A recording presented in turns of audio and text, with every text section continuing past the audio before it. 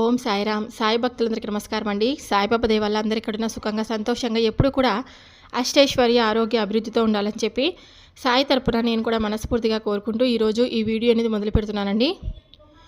ఈరోజు ఈ వీడియోలో సాయి పిలుపు ద్వారా మనకు వచ్చినటువంటి సందేశం ఏంటంటే, ఈరోజు రాత్రి నా సందేశం విని ప్రశాంతంగా మనశ్శాంతిగా నిద్రించు. ఉదయంలోపు ఒక మంచి శుభవార్తను, అది కూడా నువ్వు వినాలనుకుంటున్న శుభవార్తను తప్పకుండా వింటావని బాబాగారు మనకి ఈరోజు ఒక చక్కటి సందేశం ద్వారా మన ముందుకైతే వచ్చారండి. సందేశాన్ని ఎందుకు అందించాలనుకుంటున్నారు, ఏం చెప్పాలనుకుంటున్నారు అనేది మనం బాబాగారి మాటల్లోనే తెలుసుకుందాం. వీడియో మొదలు పెట్టే ముందు ప్రతి ఒక్కరికి ఒక చిన్న రిక్వెస్ట్ అండి. ఈ సందేశం కనుక మీ అందరికీ మనస్ఫూర్తిగా నచ్చినట్లయితే తప్పకుండా చూసి వెళ్ళే వాళ్ళందరూ మన వీడియోకి ఒక చిన్న లైక్ అయితే ఇవ్వండి. ఇంకా కొత్తగా మన ఛానల్ని ఎవరైనా చూస్తుంటే తప్పకుండా సబ్స్క్రైబ్ చేసుకొని నాకు సపోర్ట్ అయితే ఇవ్వండి. ఇంకా మీకు ఎలాంటి కష్టాలు బాధలు ఉన్నా కూడా నాకు కామెంట్ బాక్స్లో తప్పకుండా రాయండి. నేను బాబాగారి గుడికి వెళ్ళినప్పుడల్లా పేర్లు చదివి ప్రేరితే చేయిస్తాను.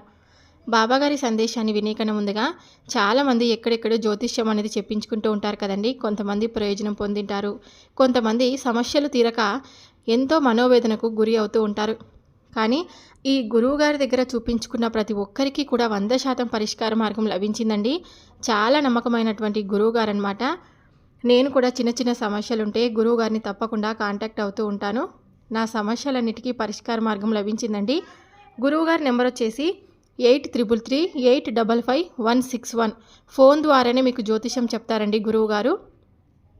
మన జీవితంలో ఎలాంటి సమస్యలు ఉన్నా సరే, అంటే ప్రేమ సమస్యలు, పెళ్లి సమస్యలు, మనోవేదనలు, శత్రు సమస్యలు, పిల్లల పొరపాట్లు, భార్యాభర్తల మధ్య సమస్యలు, ధన సమస్యలు, ఏ సమస్యలు ఉన్నా సరే గురువుగారిని తప్పకుండా మీరు కాంటాక్ట్ అవ్వండి. ఇక్కడ స్క్రీన్ పైన నెంబర్ కనిపిస్తుంది కదా, ఈ నెంబర్కు కాల్ చేసి మీ సమస్య ఏమిటి, అంటే మీ బాధ ఏమిటి అన్నీ కూడా మీరు గురువుగారికి చెప్పుకోండి.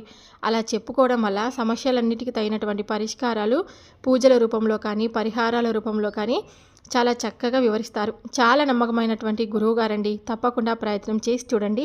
ఇప్పుడు బాబాగారి సందేశాన్ని విందామా మరి. నీ జీవితంలో కనీ విని ఎరగనటువంటి ఒక శుభవార్తను తప్పకుండా వింటున్నావు. ఈ సాయి సందేశాన్ని మనసులో నింపుకొని ప్రశాంతంగా నేను చెప్పే మాటలను శ్రద్ధగా ఆలకించి చూడు. ఈరోజు రాత్రి ఈ సందేశాన్ని విని నిద్రించు. తప్పకుండా ఉదయంలోపు నీ జీవితంలో ఒక ఊహించినటువంటి శుభవార్తను వినబోతున్నావు. చెప్పే మాటను ఒక్కసారి సమయం కేటాయించి శ్రద్ధగా విను. మనసు చంపుకొని ఊపిరిని నింపుకొని ఎంత నరకాన్ని అనుభవిస్తున్నావో నాకు అంతా తెలుసు. బ్రతకలేక ఎలా బ్రతుకుతున్నావో, ఇంకా ఎంత నరకాన్ని చూసావో, ఇలాగే ఇప్పటి వరకు నువ్వు ఎన్ని కష్టాలను అనుభవించావో నేను అర్థం చేసుకోగలను. ఇలా బ్రతకలేనటువంటి బ్రతుకుతో నువ్వు ఎంతగా ప్రయాణించినా కూడా నిరూపణే తృప్తి లేనటువంటి జీవితంలా మారిపోతుంది. కాబట్టి నీకు ఇచ్చినటువంటి జీవితాన్ని నీకు నువ్వుగా అందంగా అమర్చుకునే బాధ్యత నీపై ఉంది. ఎన్ని కష్టాలు వచ్చినా, ఎన్ని సమస్యలు వచ్చినా సరే, నీకు నువ్వుగా నీ జీవితాన్ని గందరగోళమయం చేసుకోవద్దు.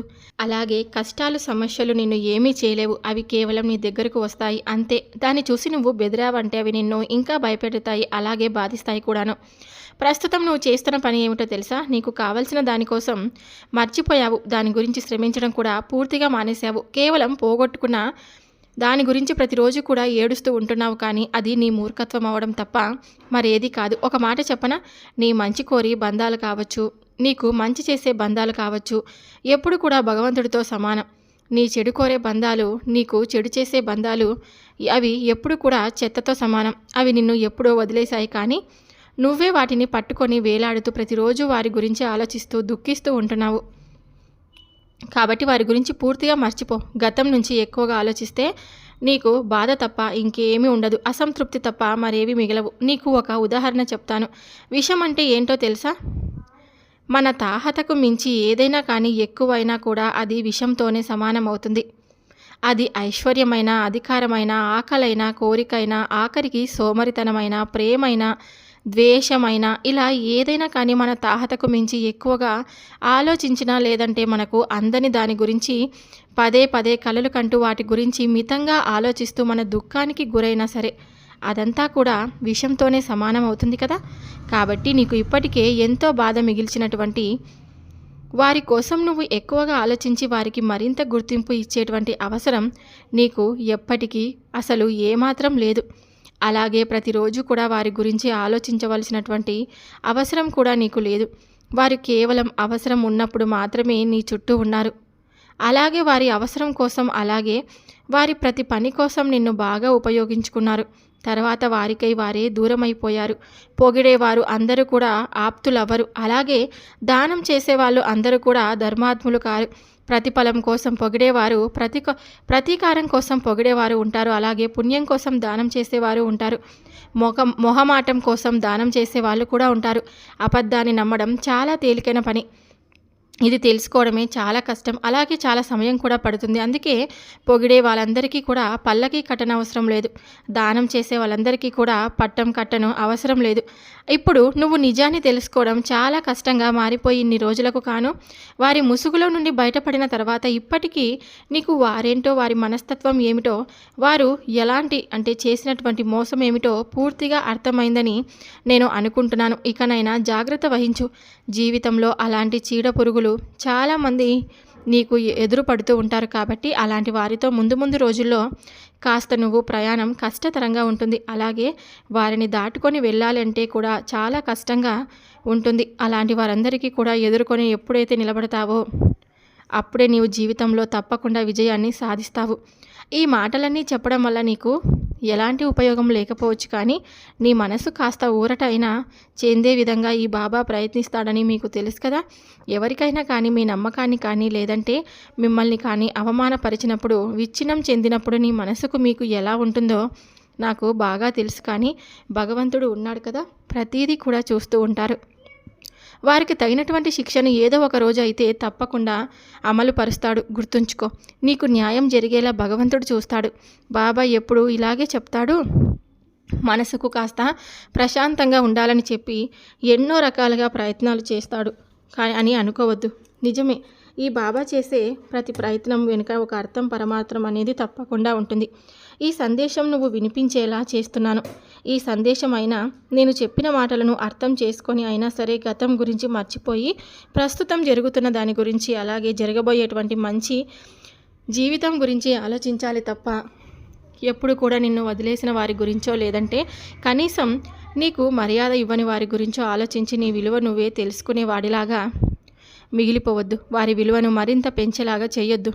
నువ్వు నన్ను నిజంగా కనుక కోరుకుంటే, నాపై నీకు నిజంగా భక్తి ఉంటే, అలాగే నాపై ఎనలేనటువంటి విశ్వాసం కలిగి ఉంటే కనుక ఉండాలి. అంటే నా మాటలపై కూడా నీకు నమ్మకం ఉండాలి. అది చాలా సులభమైనటువంటి పద్ధతి. నిన్ను మోసం చేసిన వారు ఎందరూ ఉన్నా కానీ, నిన్ను ఏడిపించడానికి 1000 మంది ఉన్నా కానీ నీకు మాత్రం ఎప్పుడు కూడా తోడుగా నేనుంటాను. దేనికి కూడా నువ్వు చింతించిన అవసరం కానీ, భయపడని అవసరం కానీ ఎప్పుడూ నీకు రాకుండా చూసుకుంటాను. నువ్వు కోరుకున్నదంతా కూడా ఖచ్చితంగా నెరవేరేలా చేస్తాను. కానీ ఇప్పుడు నిన్ను ఎవరైతే చాలా బాధగా బందీ చేసి ప్రతిరోజు కూడా ఏడిపిస్తూ వారి సుఖం కోసం నిన్ను కేవలం ఒక కీలు బొమ్మల, ఆట బొమ్మల చేసి వారి ఉపయోగం కోసం నిన్ను వాడుకుంటున్నారో, అది డబ్బు కోసమైనా, పని కోసమైనా, దేని గురించి మాత్రం నువ్వు ఎలాంటి న్యాయం చేయలేని. ఎందుకంటే ఒక చీడపురుగు లాంటి ప్రపంచాన్ని, అలాంటి మసక బారినటువంటి జీవితాన్ని నీ నుండి దూరం చేశానని సంతోషంగా తృప్తి చెందు. అంతే తప్ప వారి గురించి పదే ఆలోచిస్తూ, వారి గురించే నా వద్ద ప్రార్థిస్తూ, బాబా నాకు తప్పకుండా వారే కావాలని అడిగితే మాత్రం నేను కూడా నీకు ఏం చేయలేనటువంటి పరిస్థితి. ఎందుకంటే నీ తెలిసి నీకు నువ్వు తిని తీసుకున్న వాడివి అవుతావు. ఎందుకంటే వారేమిటో, వారి మనస్తత్వం ఏమిటో తెలిసిన తర్వాత ఇంకా వారిపై నువ్వు అంతగా ఎక్కువగా అభిమానం కానీ, ప్రేమ కానీ, నమ్మకం కానీ పెంచుకొని అవసరం లేదు. అది నీ మూర్ఖత్వం అవుతుంది. ప్రాపంచిక నాటకానికి కాస్త దూరంగా ఉండు. అప్పుడే నీలో ఉన్నటువంటి భగవంతుడికి సాక్షాత్కారం నీకు కలుగుతుంది. నేను నీలోనే ఉండి నిన్ను అన్ని ప్రమాదాల నుంచి రక్షించుకుంటూ వస్తున్నాను. అది నువ్వు ఇలా బాధగా బందీ అయిపోవడం చూస్తూ ఉండడం కోసం, లేదంటే విగత జీవిగా మారిపోయి అసలు ఎవరితోనూ సంబంధం లేనట్లుగా నీకు నువ్వుగా బాధపడుతూ ఉంటే నిన్ను అలా చూస్తూ వదిలేస్తానని ఎలా అనుకుంటున్నావు? నేనెప్పుడు కూడా నీ వేలు పట్టుకొని నడిపిస్తూ ఉంటానని నీకు బాగా తెలుసు. అయినా కూడా ఎలా నన్ను నువ్వు మర్చిపోతున్నావు? ఒకవేళ నువ్వు నన్ను మర్చిపోయినా కూడా నిన్ను మాత్రం నేను ఎప్పుడు కూడా మర్చిపోను. ఎప్పుడైతే సాయి అని పిలిచావో అప్పుడే నా మదిలో కలిగింది నీకే కాదు, ఎవరైనా సరే మనసా వాచ కర్మను నమ్ముతారో వారందరిపై నా దృష్టి ఇలాగే ఉంటుంది, సమానంగా ఉంటుంది. నాపై, వారిపై నాపై నా ప్రేమ ఎప్పుడు కూడా ఒకే విధంగా ఉంటుంది. నటించేవారు వెనక నలుగురు ఎప్పుడు కూడా ఉంటారని చెప్పాను కదా, అది కేవలం నీ ప్రవర్తనను నువ్వు మార్చుకునేందుకు ఒక మంచి అవకాశం ఉంటుంది. నటించే వారి వెనక నలుగురు కాదు 100 మంది ఉన్నా సరే నీ వెనక మాత్రం ఈ సాయి ఉన్నాడని ఎప్పుడు మర్చిపోవద్దు. అసలు జీవితంలో ఇప్పటి వరకు నువ్వు కనివిరి ఎరగనటువంటి ఒక గొప్ప శుభవార్త నీ తలుపు తడుతుంది. ఏదైతే నీకు అవకాశం లేక, సరైనటువంటి ఉద్యోగం లేక, నలుగురితోనూ అవమానపడుతూ, అలాగే నిన్ను ఎవరైతే కాదనుకొని వెళ్ళిపోయారో వారందరికీ కూడా నువ్వు సాధించినది ఏమిటో అతి త్వరలోనే తప్పక తెలుసుకునే రోజు వస్తుంది. ఆ శుభవార్తతో నీ జీవితం ఎన్నో మలుపులు తిరుగుతుంది. సంతోషంగా ఆనందంగా గడిపేటువంటి క్షణాలు రాబోతున్నాయి. కాబట్టి ఇప్పటి నుండి నీ మనసును పాడు చేసుకోవద్దు. అలా పాడు చేసుకుంటూ నీకు నువ్వుగా నిరాశతో మిగిలిపోవడం నాకు ఏమాత్రం కూడా ఇష్టం లేదు. నిన్ను ఇలా చూస్తూ ఉంటే నా మనసు చాలా తరుక్కుపోతుంది. కాబట్టి ఇన్ని మాటలు నీ కోసం చెప్తున్నాను. ఇకనైనా నీ మనసును మార్చుకుంటావని అనుకుంటున్నాను. అలాగే గతం గురించి పూర్తిగా మర్చిపోతావని అనుకుంటున్నాను. నిన్ను బాధించిన వారు నీ కోసమే ఇంకా ఎక్కువగా ఆలోచించొద్దు. వారి కోసం వారు గుర్తుకు వచ్చినప్పుడల్లా ఒకటే అనుకో, నేనేమిటో వారికి సాధించి చూపిస్తాను, నిరూపిస్తాను. ఏదైనా నన్ను మోసం చేశారో ఆ మోసంతోనే వారి ప్రేమను తిరిగి పొందుతాను అని అనుకో. ఒకవేళ తిరిగి మరలా ఆ ప్రేమ నీకు దగ్గర అయినప్పటికీ కూడా సున్నితంగా నువ్వు ఆ ప్రేమను నిష్కారణంగా వద్దు అని ఎప్పుడు కూడా చెప్పి వారికి మొహమాటం లేకుండా చెప్పేసేయ్. అప్పుడే నువ్వు జీవితంలో అసలైనటువంటి గెలుపోటములను ఎదుర్కొన్న వాడివి అవుతావు. నీ బాధను చూడలేక ఈ మాటలన్నీ చెప్పాను. నీకు నాకు ఉన్న బంధం ఏమిటో ఇప్పటికైనా నీకు తెలిసింది అని అనుకుంటున్నాను. నీకు మాత్రం ఎప్పుడు కూడా ఆకలి వేసినప్పుడు అమ్మ అని ఎలా పిలుస్తావో, బాధ కలిగినప్పుడు కూడా సాయి అని పిలుస్తావు. కాబట్టి నీ మంచి కోరినటువంటి చెప్పినటువంటి ఈ మాటలను మంచిగా అనుకుంటున్నావని, సంతోషంగా అనుకుంటున్నావని నేను అనుకుంటున్నాను. నీకు వచ్చినటువంటి శుభవార్తను విని నువ్వు మిఠాయిని సిద్ధం చేసుకొని సిద్ధంగా ఉండు. ఇలా ఒక మంచి తీపి కబురుతో నీ ముందు ఎప్పుడు కూడా ఈ సాయి ఉంటాడు. నేను చెప్పే మాటలను పూర్తిగా విని ఆ తర్వాత నీ మనసును ప్రశాంతంగా ఉంచుకో. ఇలా ఎన్నోసార్లు చెప్పావు కదా బాబా, ఇలా ఎన్నోసార్లు నా మనసును మభ్యపెడుతూ మోసం చేస్తూ ఇలా ప్రతిరోజు కూడా మంచి మంచి మాటలను చెప్పి అది కొన్ని సందేశాలను వినిపిస్తున్నావే తప్ప అవేమీ కూడా నాకైతే అసలు అమలు పరచడం లేదని నిరాశ చెందుతూ నిస్పృహ చెంది ఉన్నాను. నీ మనసులో ఉన్నటువంటి బాధ అంతా కూడా ఒక తండ్రిగా నేను అర్థం చేసుకున్నాను. కాబట్టి నీకోసం ఒక మంచి సందేశాన్ని తీసుకొని వచ్చాను. మరి నేను చెప్పే మాటను పూర్తిగా విన్న తర్వాతే కదా నీకు అసలు నేను చెప్పేది ఏమిటి అనేటువంటి, జరగబోయేది ఏమిటి అనేది తెలుస్తుంది. అలాగే నీ వేదనకు కారణం అనేది ఏమిటో కూడా నేను చెప్పే మాటను పూర్తిగా విన్న తర్వాతే అర్థమవుతుంది. ప్రతి ఒక్క దానికి ఏది జరిగినా కూడా కృంగిపోవద్దు. అలాగే మన పట్ల ఆలస్యం జరుగుతుందని నిరాశ కూడా చూపించకూడదు.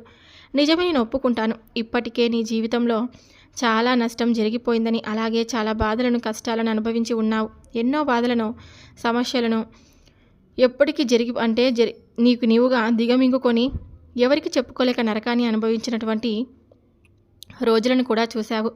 నేను ఒప్పుకుంటాను. ప్రతి ఒక్కటి కూడా నాతోనే చెప్పుకున్నావు. ప్రతిదీ కూడా నాతోనే పంచుకున్నావు. ఏ ఒక్కటి కూడా నీ జీవితంలోకి ఆనందకరమైనటువంటి రోజులు కానీ, నువ్వు సంతోషంగా ఉన్నటువంటి క్షణాలు కానీ ఇప్పటి వరకు అనుభవించలేదని, ఎంతో అసంతృప్తితో ఉన్నావని నేను నిన్ను అర్థం చేసుకున్నాను. ఒక్కొక్కసారి మన జీవితంలో వచ్చే కష్టాలు కానీ, సమస్యలు కానీ, ఏదైనా కానీ అవన్నీ మన కర్మానుసారంగా జరుగుతాయని మనం అర్థం చేసుకోగలగాలి. అలాగే వాటిని పూర్తిగా ఆహ్వానించాలి. ఎందుకో తెలుసా, అవి వాటిని ఎప్పుడైనా సరే అనుభవించాల్సినటువంటి కాబట్టి పూర్తిగా అనుభవిస్తేనే మన నుండి అవి దూరం అవుతాయి. అలా కాకుండా వాటికి మనం భయపడి పారిపోతే అవి మనలను ఎక్కడ ఉన్నా సరే వెతికి పట్టుకుంటాయి. కాబట్టి కర్మలను మనం భయపడవలసిందే. మనం చేసినటువంటి కొన్ని చిన్న చిన్న తప్పుల వలన ఈ జన్మలో మనం ఎదుర్కొన్నటువంటి పరిస్థితులు కావచ్చు, లేదా కొన్ని చిన్న చిన్న అవాంతరాలు కావచ్చు, అవన్నీ కూడా పూర్వజన్మ సుకృతంగా భావించాలి. ఏదైనా సరే, మంచైనా చెడైనా, సంతోషంగా ఉన్నప్పుడు మనకు ఈ జన్మలో ఏ పుణ్యం చేసుకున్నానో ఈ జీవితం నాకు భగవంతుడు ఇచ్చాడని ఈ విధంగా అయితే నమ్ముతావో, మనకు కష్టం వచ్చినప్పుడు కూడా ఏ జన్మలో ఏం పాపం చేసుకున్నామో, లేదంటే తెలియక ఏదైనా తప్పు చేస్తే ఈ జన్మలో ఈ విధమైనటువంటి కష్టాలను, సమస్యలను అనుభవిస్తున్నాను అంటే కారణం తప్పకుండా నేను ఏదో ఒకటి తెలియనటువంటి తప్పు చేశానని మనం ఒప్పుకోవాలి. భగవంతుడి దగ్గర అయినా సరే ప్రతిరోజు కూడా ప్రార్థించాలి. ఏదో తెలియని జన్మలో నాకు తెలియక ఏదైనా తప్పు చేసింటే నాకు తెలియని జన్మ కాబట్టి నాకు ఏది కూడా గుర్తులేదు. కాబట్టి ఈ జన్మలో దాని నుండి నన్ను తప్పించు అని ప్రతిరోజు కూడా భగవంతుణ్ణి నువ్వు వేడుకోవాలి. అందుకు తగినటువంటి శిక్షను ఆయన మనకు అమలుపరచకుండా ఎప్పుడు కూడా మనల్ని కాపాడే విధంగానే ఉంటాడు. కాకపోతే కొన్ని మాత్రం తప్పకుండా అనుభవించవలసినటువంటివి ఉంటాయి. వాటిని మనం పూర్తిగా అనుభవించిన తర్వాతే ఆ కర్మ నుండి బయటపడతాం. ఇప్పుడు నువ్వు అనుభవిస్తున్నది కూడా అలాంటిదే. నీ జీవితంలోకి ఎన్నో సమస్యలు, కష్టాలు, నష్టాలు ఇంకా ఎన్ని ఎదురవుతున్నాయో నాకు బాగా తెలుసు. ఎందుకంటే ప్రతి ఒక్క సమస్య కూడా నిన్ను ఎంతో ఇబ్బంది పెడుతుంది. నీకు ఎదురైనప్పుడే మొదటగా నువ్వు పిలిచేటువంటి మాట బాబా నన్ను కాపాడు అనే కదా అంటావు. కాబట్టి నాకు కాకుండా ఇక ఎవరికి నువ్వు తెలుస్తుంది చెప్పు. సర్వాంతర్యామి అనే పేరుకు ఇక నేను అర్థం ఏముంటుంది నాకు. కానీ నీ గుమ్మం ముందుకు వచ్చి ప్రతిరోజు అంటే మరీ నీకు ఒక మంచి తీపి కబురును ఈరోజు వినిపించబోతున్నాను. ఎందుకో తెలుసా? నీ కర్మల నుండి నీవు పూర్తిగా పడబోతున్నావు. నిజమే, నీ జీవితంలోకి ఆనందకరమైనటువంటి రోజులు తప్పకుండా వస్తున్నాయి. నిన్ను పట్టి పీడిస్తున్న మాయ నుండి నిన్ను ఈ క్షణమే బయటపడి వేసిపోతున్నాను. నిన్ను నీ కుటుంబాన్ని ఆనందకరమైనటువంటి రోజులు ముంచెత్తబోతున్నాయి. నిజంగా బాబా ఇలా చెప్తున్నాడంటే దాని వెనుక ఏదో ఒక పరమార్థం దాగే ఉంటుంది. తప్పకుండా గుర్తుంచుకోవాలి. ఎందుకో తెలుసా? ఇన్ని రోజులు నిన్ను ఏవైతే దుష్ట శక్తులు పీడిస్తూ ఉన్నాయో వాటన్నిటినీ కూడా ఈరోజు నీ గుమ్మం ముందు నిలబడి వాటన్నిటినీ కూడా నేను బయటకు వెళ్ళగొడుతున్నాను. సంతోషంగా నీ జీవితాన్ని మరలా ఎప్పటిలాగా తిరిగి ఆనందంగా జీవించబోతున్నావని ఇప్పటికైనా తెలుసుకో. నా మాటలను నమ్ము. ఎన్నో రోజుల నుండి చెప్తున్నావు నిజమే, కానీ ఏ ఒక్కటి జరగడం లేదని అనుకుంటున్నావు. అన్నీ కూడా మన ఒక్కరికే జరగాలని లేదు కదా. మనలాగే ఎంతోమంది ఎదురు చూసేవారు, వారికి సంబంధించినటువంటి జీవితంతో పాటు వారికి ఉన్నటువంటి సమస్యలతో పోల్చుకునేవారు ఎంతోమంది ఉన్నారు. మరి వారిలో ఒక్కరికైనా జరిగినా కూడా నేను ఈ చెప్పినటువంటి మాటలు ఒక్కరికైనా తప్పకుండా ఫలితాన్ని ఇస్తే బాబాకు కావాల్సింది ఇంకేముంటుంది చెప్పండి. ఎవరికైనా కానీ ధైర్యాన్ని ఇచ్చినా చాలు.